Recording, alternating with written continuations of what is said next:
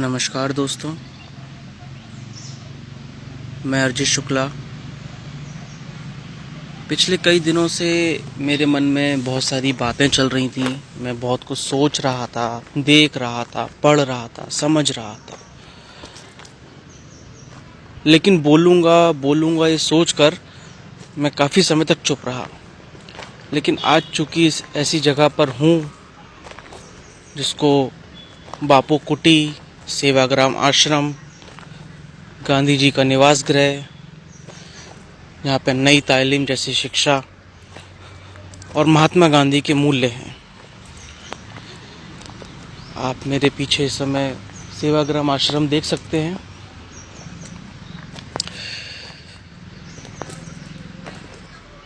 अभी कुछ दिनों पहले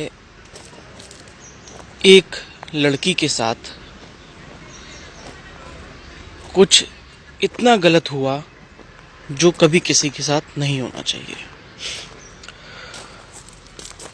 और अगर जिस समय मैं एक लड़की बोल रहा हूं तो इस देश में ना जाने कितनी सारी एक एक लड़की करके बहुत कुछ हर बार गलत हो रहा है। फेसबुक एक ऐसा माध्यम बन गया है जिस पे हम लोगों की राय जान पा रहे हैं, लोगों को समझ पा रहे हैं कि लोग क्या सोच रहे हैं। ये भी समझ में आ रहा है कि ये देश सुरक्षित नहीं है, इस देश में पुलिस व्यवस्था नहीं है, कानून है तो सक्षम नहीं है। ये सारी बातें समझ में तो आ रही हैं, लेकिन मित्रों सोच के एक बार ये देखो। मित्रों थोड़ा गलत हो गया, ये मोदी जी का है, सॉरी। भाइयों दोस्तों, ये सोच के देखो एक बार कि ये सब क्यों गलत है, क्यों इस तरीके की चीज़ें हो रही हैं। हम क्या कर रहे हैं, फेसबुक पर क्या हो रहा है कि उन बलात्कारियों की मॉब लिंचिंग हो जाए, बलात्कारियों की मॉब लिंचिंग हो जाए। उसके बाद क्या सोच रहे हैं कि हम क्यों ना उनका लिंग काट दें, बलात्कारियों को भरे रोड पर ले जाकर जला देना चाहिए, बलात्कारियों को ऐसी सजा मिलना चाहिए कि आगे आने वाली जमाना याद रखें, बलात्कारियों को फांसी दे देनी चाहिए, भरे चौराहे पर, बीच चौराहे पर, चौक पर।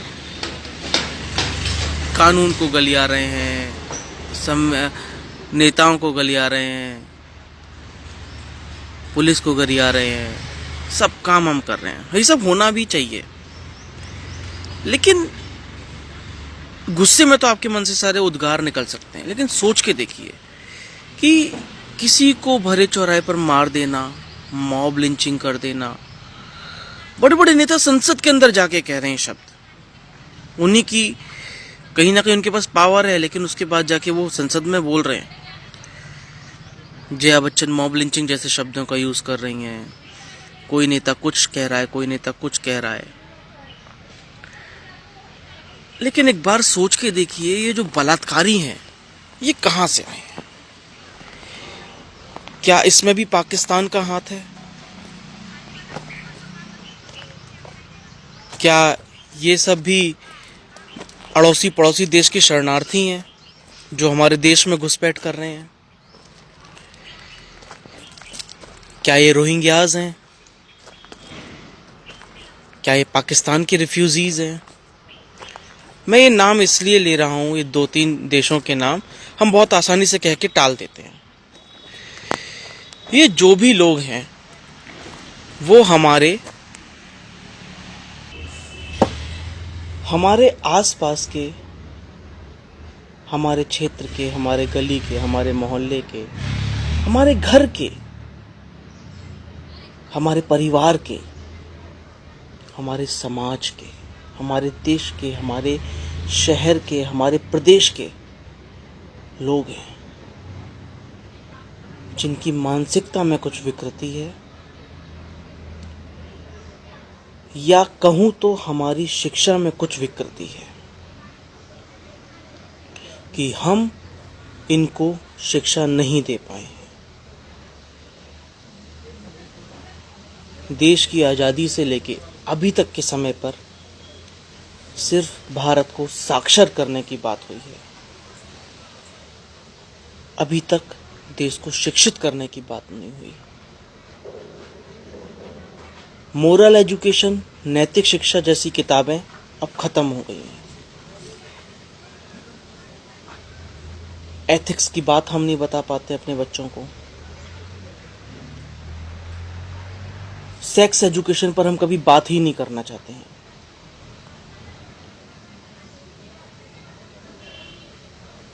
लड़कियों की माहवारी की समस्या पर हम कभी बात ही नहीं करना चाहते हैं। जबकि सब जानते हैं प्राकृतिक है, ये होता है।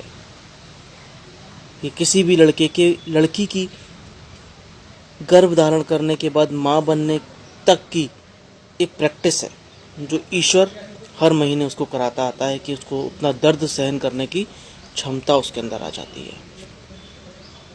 लेकिन हम बात नहीं करते। तो अंदर इंसान के अंदर, बच्चों के अंदर मन में कुछ ना कुछ फूटता रहता है, और वो बलात्कार, छेड़छाड़, इन सारी चीज़ों में, पोर्नोग्राफी, इन सारी चीज़ों में वो सारी चीज़ें हमारे समाज के सामने बाहर आती है। और फिर हम कहते हैं कि इनको फांसी दे दो, इनकी लिंचिंग कर दो और इनको मार दो। ये समाज के कुछ लोग ऐसे हैं जिन्होंने समाज को खराब कर रखा है। सोच के देखिए, क्या इनको मार देने मात्र से, इनको ख़त्म कर देने मात्र से क्या ये समस्या ख़त्म हो जाएगी? हाँ, मान सकता हूँ डर का माहौल हो जाएगा। डर का माहौल तो ज़रूर हो जाएगा। लोग करने से पहले थोड़ा घबराएंगे, डरेंगे। डर भी ज़रूरी है, लेकिन क्या ये चीज़ ख़त्म हो जाएगी?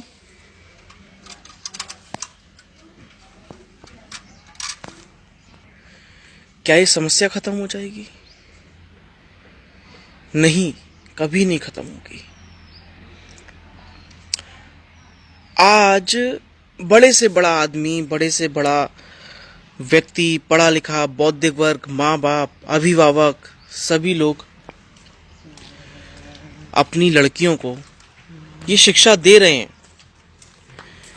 कि जरा ध्यान से चलो, ध्यान से रखो, ठीक ठाक कपड़े पहनो, अपने पास कुछ छोटे छोटे चाकू, मिर्ची पाउडर, ये सारी चीज़ें रखो, फ़ोन लिस्ट में नंबर ऊपर रखो, बहुत सारे गाइडेंस। जिस भी टेम्पो में बैठो, जिस भी ड्राइवर, टैक्सी करो, ओला उबर करो, तुरंत उसका नंबर भेज दो, वहाँ से हमको अपनी एक लोकेशन सेंड कर दो।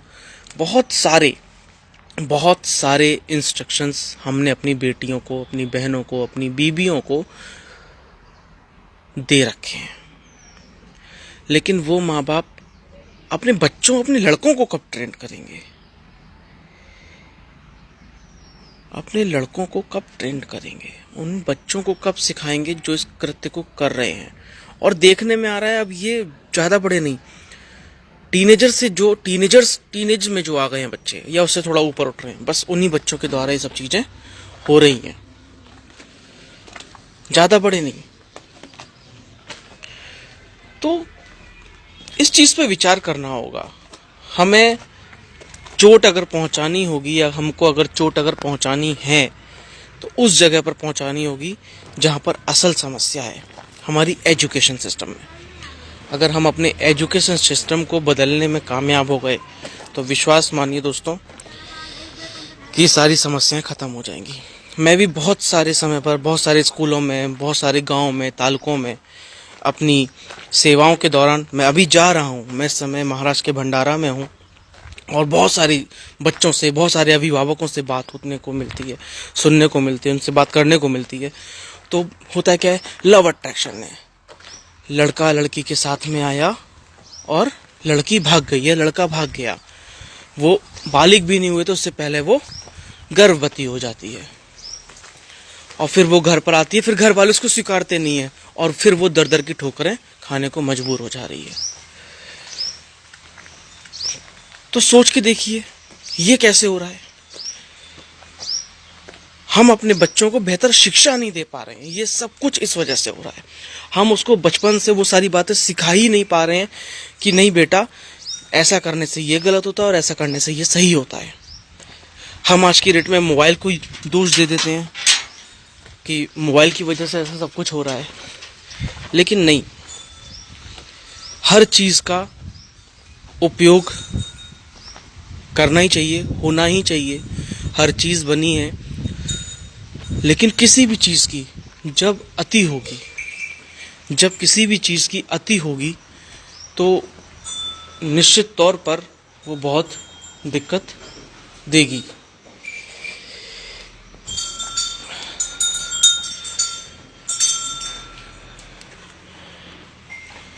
बहुत सी जगह सुनने में आ रहा है कि हमारे देश में गौ माता तो सुरक्षित हैं, लेकिन अपनी माताएं सुरक्षित नहीं है। ये सही भी बात है। कुछ ऐसी चीज़ें सरकार के द्वारा, सरकारी तंत्र के द्वारा हिंदुत्व के नाम पर चल रही हैं जो ठीक नहीं है।